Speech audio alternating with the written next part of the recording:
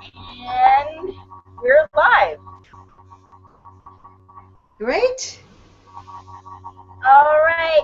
Hello, everybody, and welcome to another Indian Wells Arts Festival podcast.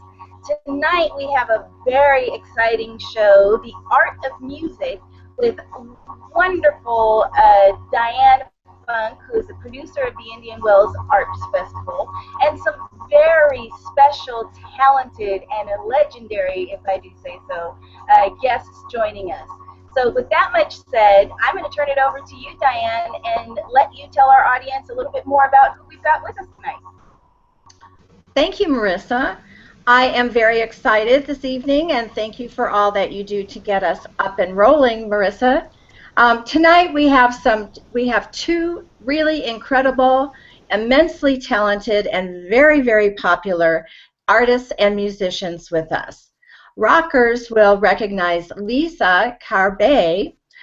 She played bass with the all-girl 80s rock group Icon Vixen.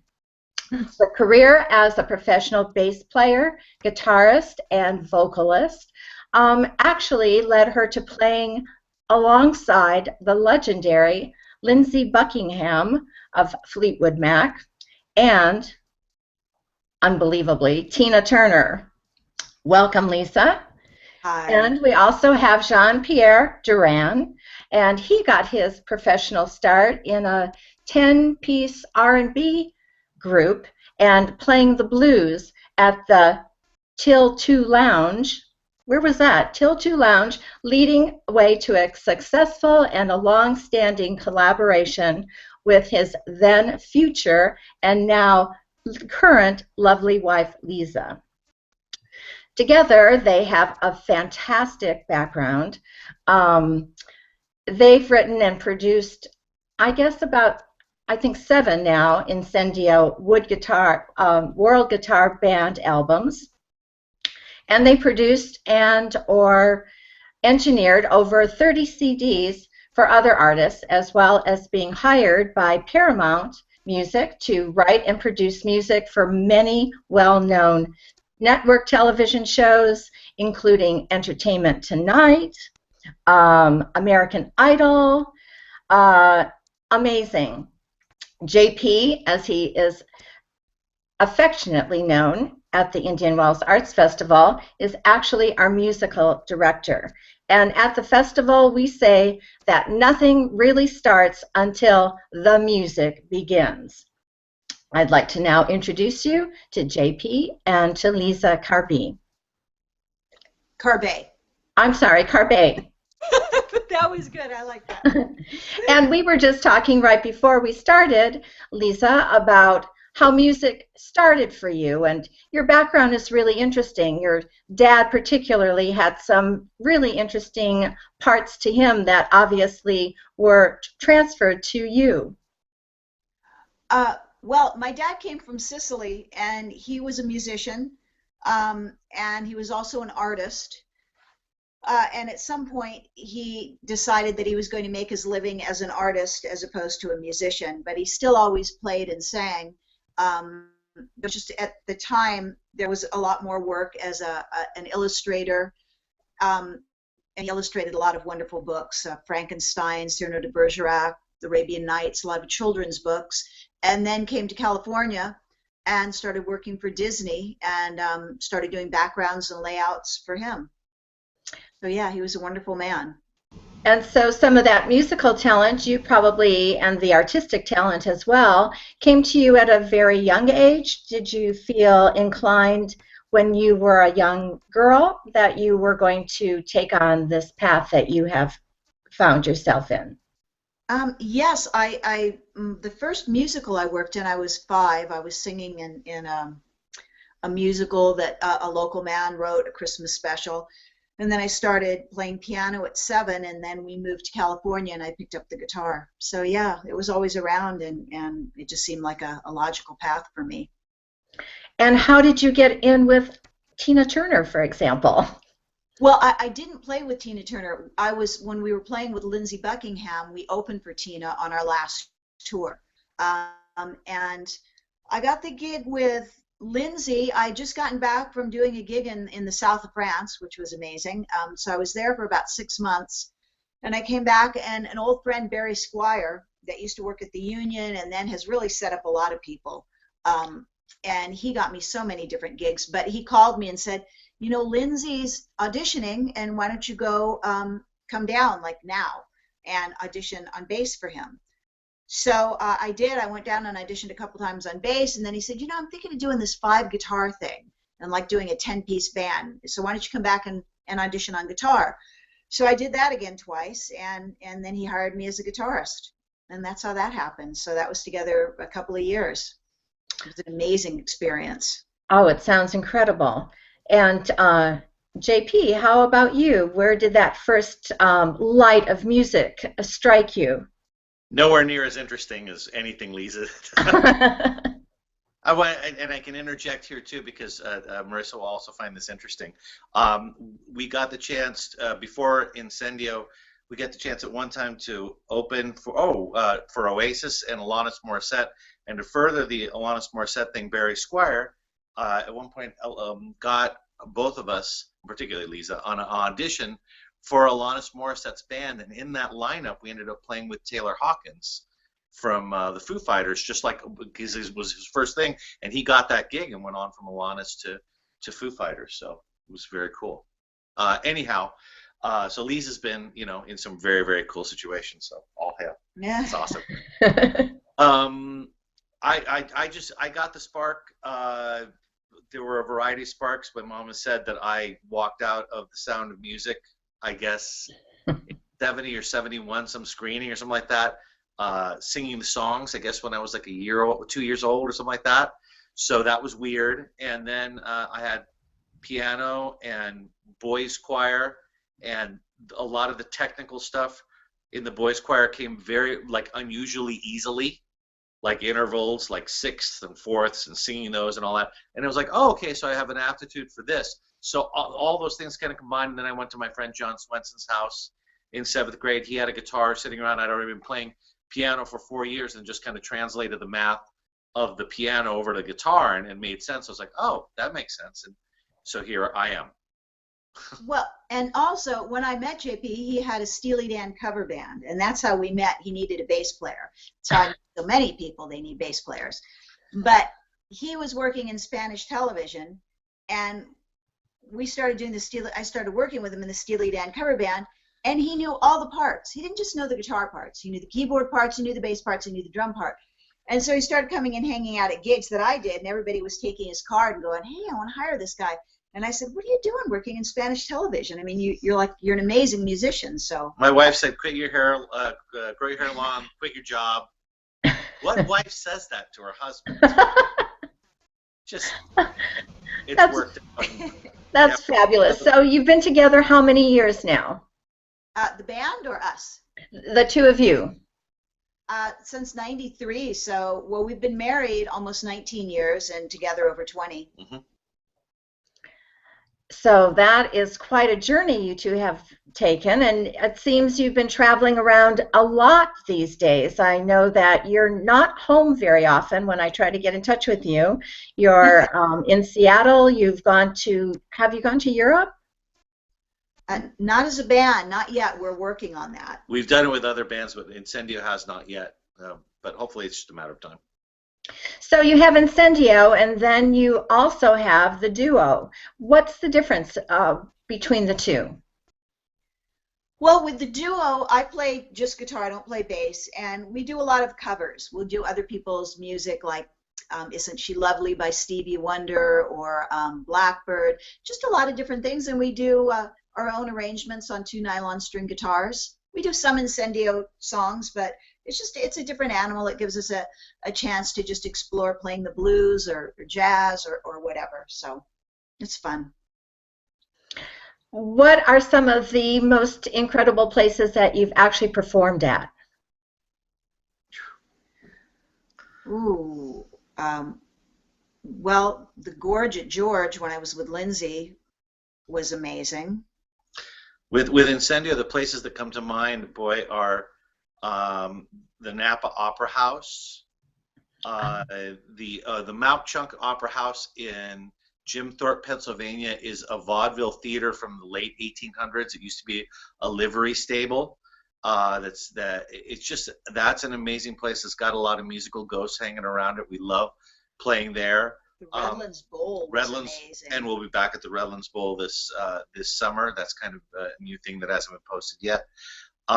Also, the National Gallery of Art in Washington, D.C. We have a nice following there. So there's a giant fountain right outside. We're on the National Mall. There are tons of tourists. People from all over the world are there, and they just get down and boogie in front of the stage and have a really good time. So we've been lucky to establish little bulkheads in different places, whether that be Washington, D.C. or Memphis or Texas. And so there's always something, exciting that is a kind of a welcome distraction from actually the drudgery of touring is just, getting on a plane and going. But the beautiful part of it is I get to spend it with my wife, and I get to spend it with my friends, with Jim and with Nicole and with Tim. We get along so, really great. So when we're not on the road, the times that I think of on the road are like Liza, Nicole, and I splitting off and going into Greenwich Village and going into Italian deli there that I think have been there for like 1,000 years. It's like these crazy places, and then we get to share those experiences, or walking around the Oregon Country Fair with Jim, which everybody in the world should experience once in their lives, going to the Oregon Country Fair, or things that stick out in your mind that are beyond your control, like the time we were hanging out at the Indian Wells Art Festival, and we had a little earthquake. I remember that very well. And yeah, we just look back at this giant tennis stadium behind us, and I'm like, is that actually moving? Is that moving? And you just don't forget things like that. But everybody was cool, and it was just another wonderful festival there. So actually, it was on an Easter Sunday. What happened? It was actually on an Easter Sunday at 4 o'clock, and it was the large earthquake that was in Mexicali, I think, was where the epicenter was. And it was really quite amazing. Some people felt it and others didn't. And glass was shattering and pottery was dropping, and it was really an amazing situation. But you got us through it with your music. Yeah. You didn't waver one bit.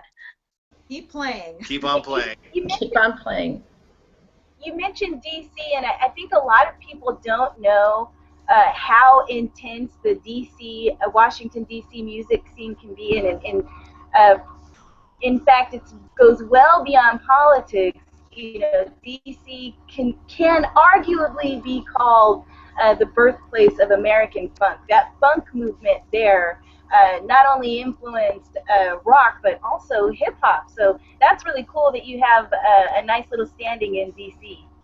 Yeah, it's amazing. We look forward to it every year because there's thousands of people from all over the world, and you start playing, and then everybody's dancing. And then the police that are there to kind of keep people calm, they're dancing.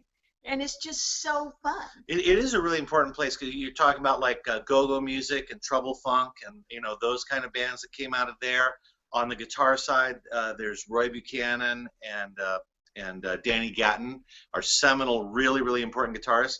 And then from the punk scene, you got the 930 Club, and Henry Rollins came out of D.C., Minor Threat, Fugazi, all those bands that are just really personally important to me came out of D.C. So the thought that people would go and listen there, that's what we're always thinking. Boy, when we're in Texas, this is the land of Eric Johnson and Stevie Ray Vaughan, or you go to Memphis and it's Stax, and we've got the chance to go into. That's one of the nice side benefits too of doing some things. We're good friends with the people at the Levitt Pavilion, and they had a thing at a music studio there, and you just walk in and the walls just are, every piece of equipment there had a story. It was an amazing place. So when does that happen?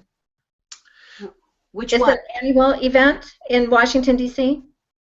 Well, pretty much. This will be our 5th or 6th year there, and we're doing it in the end of July. End of July. Yeah, you usually do the National Gallery of art on a Friday, and then often the Reston Town Center. That's another wonderful place to play. We played out about 6,000 people out there, and that's just a giant, just a really, really good time and a really beautiful place. So we kind of established a bulkhead there, stay for a couple of days, visit with family, do little side trips out. Last year we did the Floyd Fest, and that was headlined, actually, I think the night we played was either Michael Franti and Spearhead, or oh boy, I can't remember who the other headliner is. I'll come to me in a minute.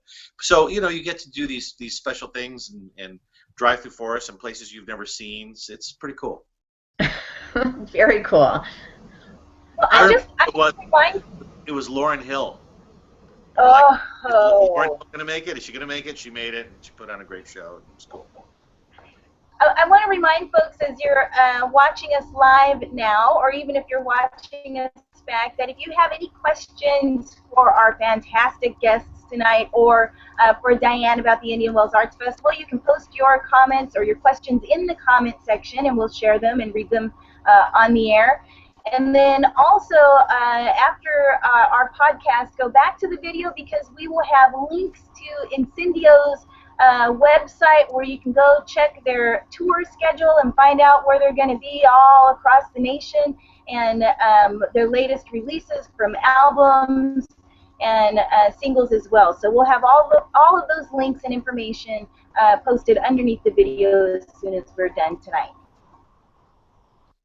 We always love having you at the Indian Wells Arts Festival, and it's such a joy to work with you because you have the ability to bridge the a small barrier that sometimes exists between the musical artist and the artist.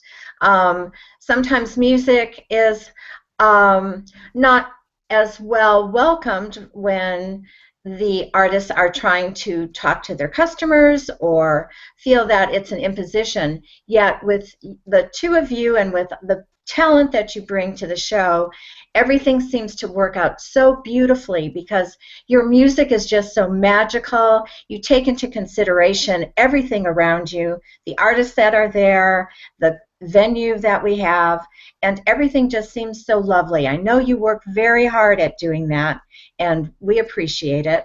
And tell us a little bit maybe about the some of the talent that you'll be bringing with you this year. Well, we appreciate the sentiment there. I think we're fortunate that we can, just by virtue of the type of music we do and trying to be sensitive to the situation, we have a couple of different gears that we can play in. And we've played at Indian Wells, we played in full blowout mode, and we played in very soft mode. Certainly you read the day, you see if it's more poignant, you see if things need to calm down a little more, you can pull it back, and you're always very, well, you're always right. And you say, maybe we should do this, we should do that. You're always open to other ideas, which is cool. As far as the other people that are coming, I think they have that same sort of sensitivity too, and are just amazing. This year we're going to have our good friend of the band, Lau Tizer, is going to be playing with us. His band, Tizer, plays all over the United States and has some amazing people in the band, kind of some of the cream of the crop LA people that are in the band. He comes. And excuse me, because Lau did just go on the international tour. I know he went to, I think he went to Africa and he went to China. Cape Town, yeah. Cape Town Jazz Festival, Dubai Jazz. He's in demand kind of all over the United States and all over the world, and he's just a great player. And what is really nice about Indian Wells is you get to, especially this year and in the previous years, you get to see him in a solo mode, which really it's just him and tracks, and there's nothing hiding it. It's all him, and that's pretty inspiring because he's a really inspiring player and he's a good guy. So that's really cool. Additionally, this year, as with last year, the first time they came, we're going to have the Rump Roller Trio playing with us. For fans of the Royal Crown Revue, the swing band that was just right up there and was playing all over the world. One of the founding members, James Aker, is a member of the Rump Roller Trio. It's basically a rockin' B3 trio that's a little more on the soul, blues rock side, a little less on the jazz side, although they certainly know those records, Brother Jack McDuff and you know, all those great albums. They really know their stuff and just cover the waterfront with all sorts of different kind of music.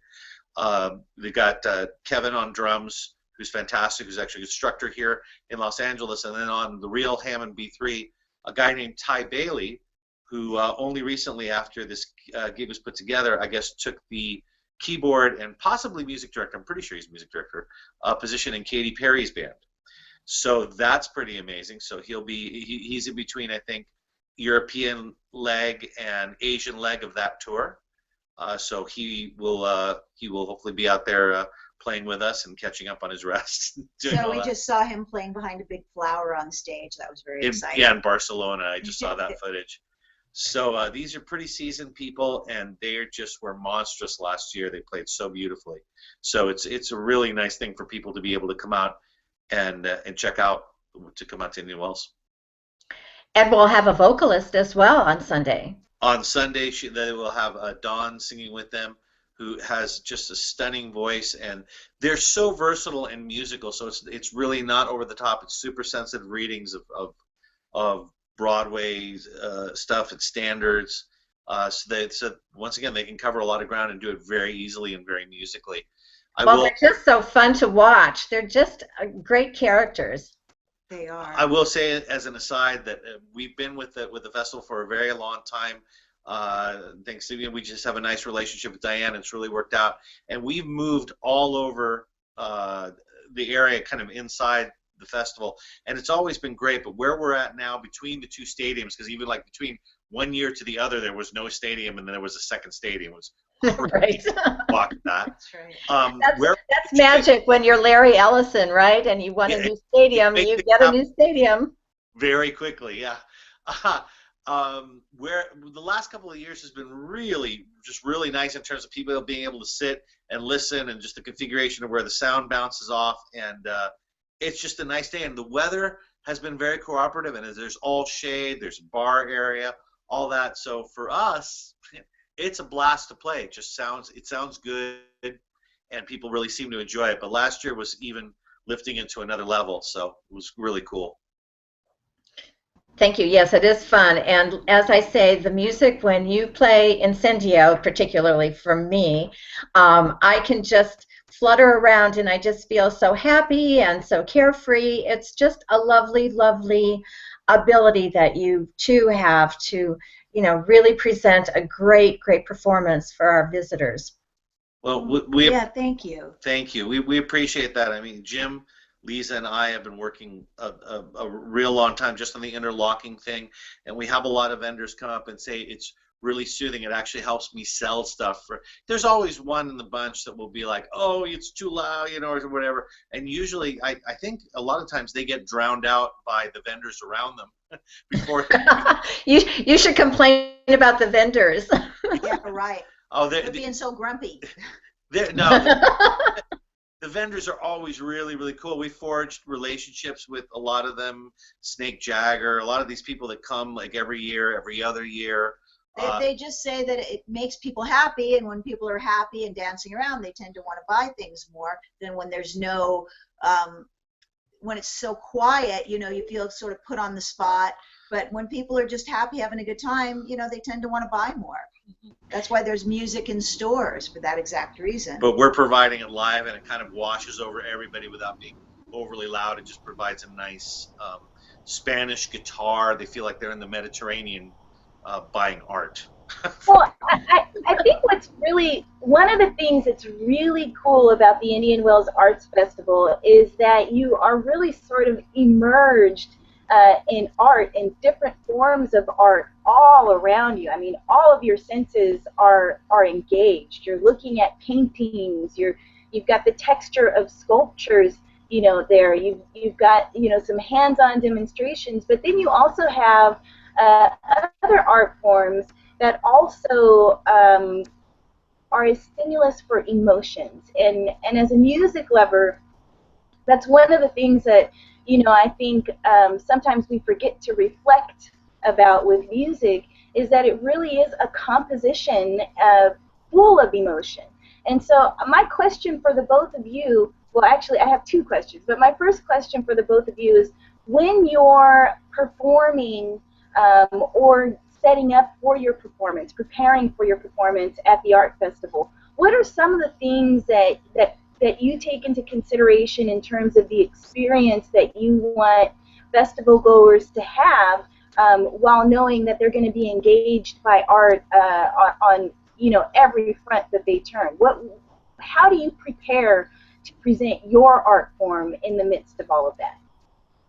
Well, the first thing for us is that we try to make sure that the speakers are positioned correctly, that the sound is going to translate right, so that people can hear it, that it's not too loud, that it's EQ'd correctly, so it's not too harsh or it's not too muddy. So we spend a lot of time just arranging speakers and working with the guitar sounds and balancing the guitars, drums, and everybody else to help them get a sound as well.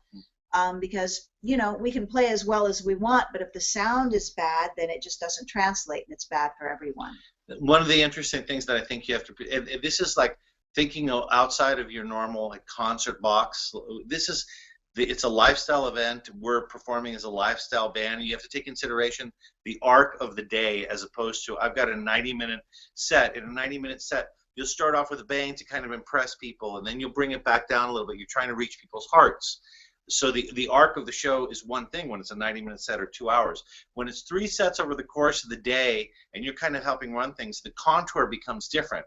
I look at this and I see, okay, the people here are early in the morning. Everybody, the one thing that's happening is everybody loves art. So they're coming to see the art, and in some cases they're coming to see us, but in most cases they're coming to see the art, and they want to have an interaction with it, and they'll have a strong reaction to it, and we want to support that. So sometimes there are early birds, a lot of times there are a lot of early birds, and they really kind of have an idea of what they want. And you don't necessarily want to, hey, we're Incendio, here's a Spanish guitar, here's loud. Let's provide something a little more mid-tempo or back for them to start out the day with. Then the people who are coming around 1 or 2 in the afternoon, they've been able to walk around a little bit, they've maybe had lunch, they're ready for like a bit of a show and a break before they begin to look around. And that's more like a conventional, kind of normal Incendio set. And then the end of the day, we start the set trying to pick up a little more energy for the people so that they enjoy this, because they're coming down to the end of the day, and then we kind of bring it down to by the end of the day, unless like we have a big crowd, which we've had there before, then it becomes more like a regular show. But if it varies, and it can vary from day to day, like Friday can be packed, usually Saturday's pretty packed, Sunday's a little more mellow, sometimes there's been other Sundays where it's like packed to the very end. So you're just always contouring those things and seeing how people react, pulling people visually one at a time, looking them in the eyes, trying to reach their soul, going, I'm playing for you, are you enjoying it, what do you want to hear, and creating that relationship. And I will say that Dianne has also, as I said, endeavored to move us around in a way where we could make that one-on-one connection, kind of improve it every year. And so just over the last couple of years, particularly with the overhangs, with the beautiful architecture they have there and being shaded by the bowl, it's just become much easier. It's really cool. Yeah, and it gives that people a place to sit and listen to us. So it's covered and the food's there. They can sit and relax. It's like a one-stop shop. They can come, they've walked around a lot. They've absorbed a lot of artistic influence. And okay, sit down, cleanse the palate, the soul palette, to go enjoy more art. And that's kind of how I see us. We're the little break so that they can take their mind off these different artistic visions that they've been absorbing. And plus, those people who are sitting to watch you oftentimes are a little bit more transient, perhaps, than at other performances that you do. Yeah. They're not confined to any seat. There's nothing that says they have to be there for, an entire set. So they sort of come and go. How does that make you feel as a performer? You just, it's kind of a different experience, I would imagine. Absolutely, and it's like, okay, if we get them for 5 minutes, we got them for 5 minutes. If we'll have people come for the whole show. Sometimes people might not enjoy so much what we do, and then they'll come and sit and listen to Lau for the entire hour. They'll come sit and listen to Rump Roller for the entire time. We're just keeping the variety going enough and keeping being aware of the volume, bringing it back, doing certain things so that there's always interaction. And it's always important too for the sound person to kind of understand the interaction. They're always good friends, and they're always very sensitive to what we're doing. So they are tremendously helpful in making sure that the balance is maintained. And we get a lot of new fans that way too, people that are just going through. A lot of times they sign our mailing list, they buy CDs, and then they come and see us in other venues, you know, that we might not have ever met them had we not played there. Yeah, I can't imagine we've ever run into, I can't even think of anybody we run into where they're grumbly about the show, or they're grumbly about the music. So there's always some piece of art or some musical moment that will grab them, and that's a really great thing about Indian Wells Art Festival. Well, I must say that you have an incredible fan base, because I get calls very often wondering what is that schedule and when is Incendio playing, and they're coming from Seattle and all different locations. It's just really amazing. I don't get as many calls, quite frankly, asking if a particular artist is going to be at the show, but they sure do call asking for Incendio. Well, oh, yay. It's a nice thing, and I mean, you know, we do get to play a lot of places, but you can imagine somebody from Seattle in the middle of March. There's going to be Incendio, and there's going to be sunlight, and it's not going to be raining. You know, there's a lot of nice reasons to come down there. Not the least of which is you are right by Palm Springs and Desert Hot Springs and India. There are other things. There are casinos. There are other things. So most people I know integrate visit with Indian Wells with all these other things that they can do in town. They can go to a great Mexican restaurant, have a couple of margaritas, come by the next day. Some people really know what they want right there. We've seen that. You know, they're there in front of a booth. It takes them 30 seconds to buy something, and they're there. There are other people who's like, well, I kind of like that. I want to sleep on it. So they'll enjoy themselves somewhere in town, come back, shoot around a golf, you know, that happens, and then come back the next day and make their purchase. So it's a unique kind of setting for people to be able to come back for those 3 days, make it a destination, and we're a nice cog in that wheel, but we're certainly by no means, you know, the only thing going. There's so many wonderful things happening there, and we're part of it. Ooh, we lost the audio. Wait, you're there. We lost the audio. We're back now. Well, no, because Marissa said she had 2 questions, and I jumped in before she asked her second one. So I was just trying to get a cue from her if she wanted to continue. Oh, okay. Second question. Well, my next question, and I want to thank you both for your very candid responses, and you touched on something that, again, I don't think we often stop to think about, but live music is a living, breathing art, and it's so interactive, and it was really interesting to hear you sort of elaborate on that in terms of playing your music live for an audience and really gauging what they're responding to and being able to sort of, you know, create the tone and balance the tone and interject, you know, that emotion and create your piece of art throughout the entire song that you're playing. So I think that's really cool. I just want to say that. But my next question is, I am curious to know, I know that both of you play multiple instruments, but I'm going to ask you to pick your favorite children and tell me what your favorite instrument to play is. Go ahead, JP. In another life or in other circumstances, I certainly love the guitar. I love the bass. I love the drums. I've got a real thing for the Hammond B3. And in other situations, that would probably be the instrument. And I have to. Ty, who's coming to play, is incredible in an instrument, and actually Lau is actually really wonderful on that, and electric piano. But there's something just very special about that instrument, which to me is just soulful. It implies years of jazz. It's a commitment to lug the thing around or to be able to play it when you go. But there's something very special about that instrument from as I said, like the giants of the instrument in the '60s, to John Lord playing it in Deep Purple, to the resurgence of the instrument with Medeski Martin Wood the last couple of years. Anytime I hear it, I flip out. So that would probably be amongst, if not my favorite instrument. That's a surprise, huh?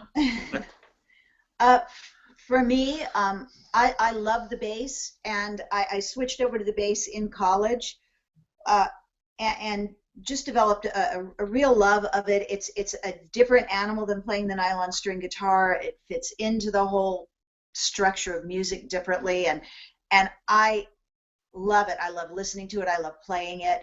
I guess still a nylon string guitar would have to be my favorite. It's so versatile, as far as you can play flamenco, or there's wonderful classical or jazz or bluegrass, and you can just sit down and play an arrangement of something. You can sing, you can play something simple, something complicated, and I love it. After all these years, I have to say, I guess it's my favorite. And I want to interject something to what you said earlier about contouring sets and stuff like that. As you can see, we pull a lot. We're not necessarily, we love Paco de Lucia, love Tomatito, Gerardo Nunez, all these flamenco masters.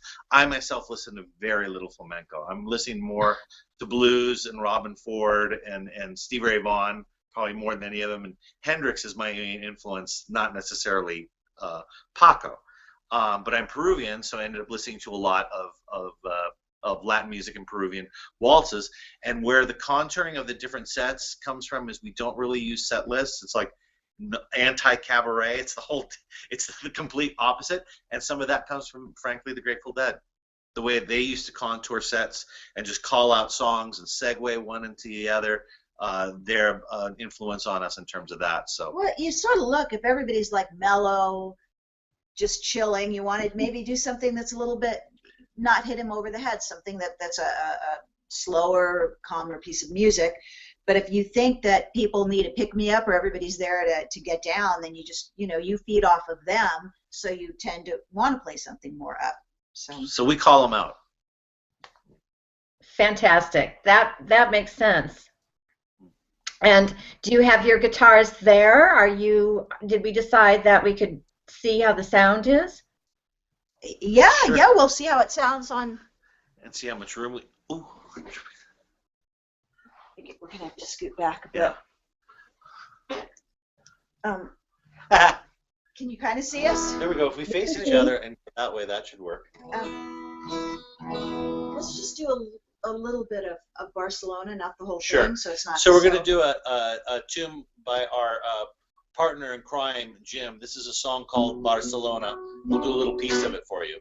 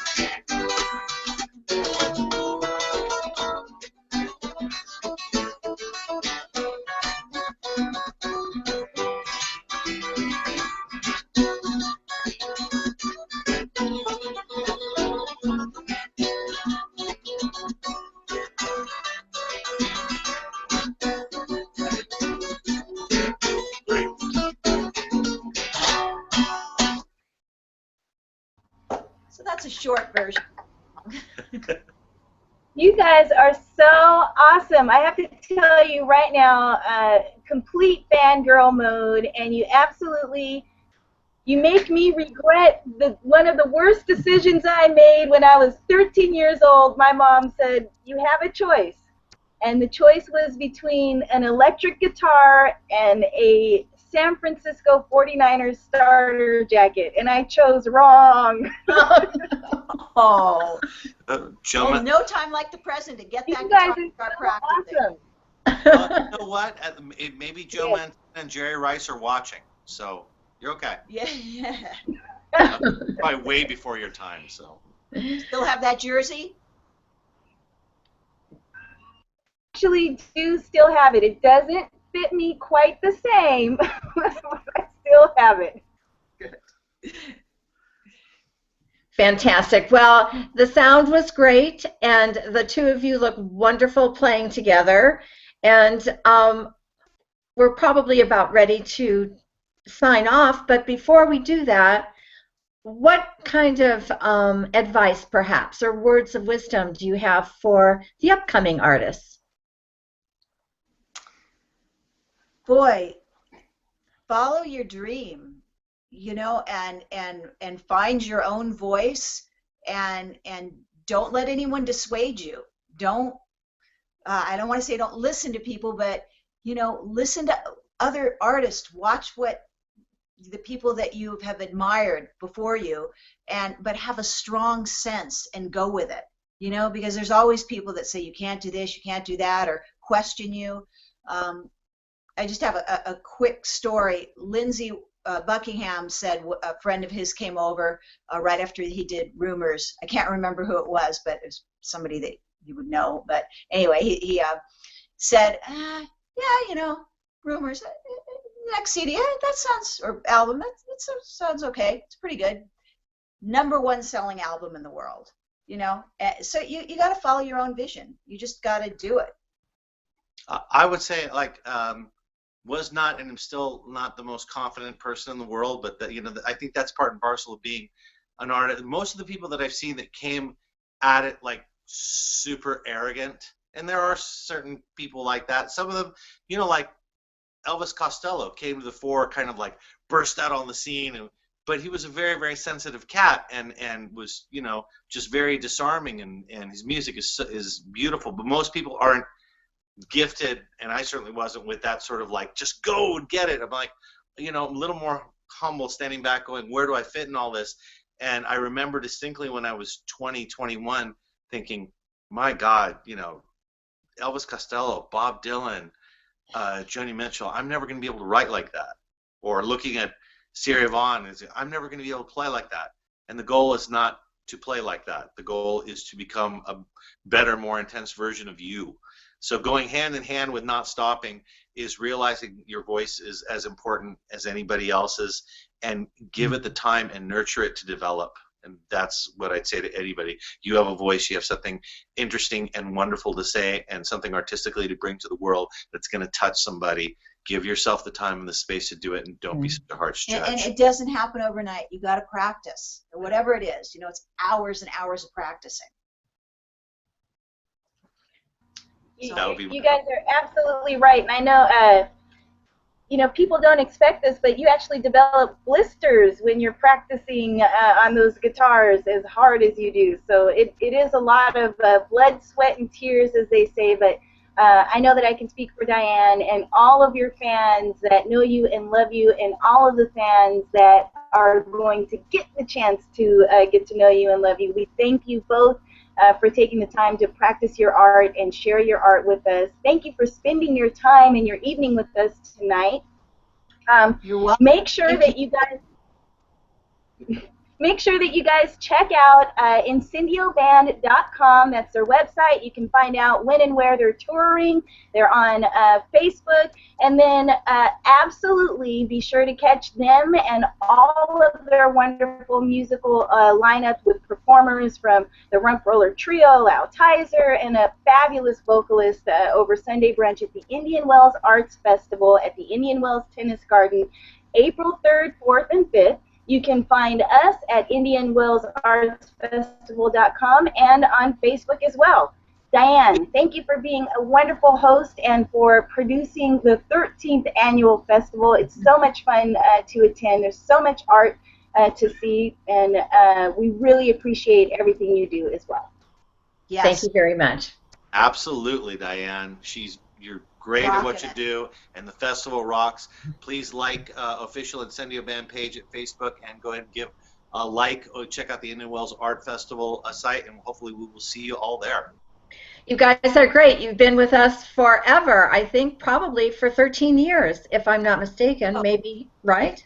Yeah. We wanted to continue and are so happy to be coming back this year. You don't even know how much we're looking forward to it. We love it. We love you. Can't wait to see you. See you then. Thanks. Bye. Bye. Take Bye. care now. Bye-bye, everybody. We'll see you next time on the Indian Wells Arts Festival podcast, where art is a happening.